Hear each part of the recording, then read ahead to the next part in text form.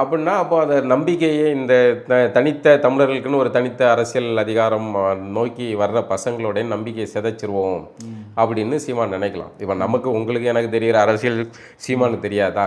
தனியாக நின்னா தோத்தான் போகும், ஜெயிக்க முடியாது அப்படிங்கிறது அவருக்கு தெரியாதா? ஆனாலும் தனியாக நின்று அதை ஒரு நம்பிக்கையை உருவாக்கி சண்டை செய்யணும்னு அவர் ஆசைப்படுறார்.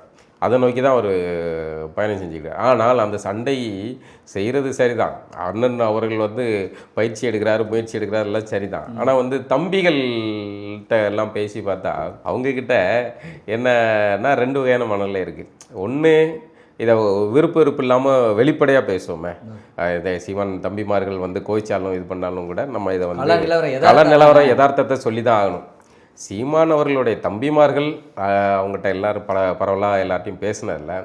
எல்லாருக்குள்ளேயுமே தனித்து போட்டிட்டு நம்மளால் வெற்றி பெற முடியாது, சட்டசபைகளை போக முடியாது அப்படிங்கிற யதார்த்தத்தை உணர்ந்திருக்காங்க.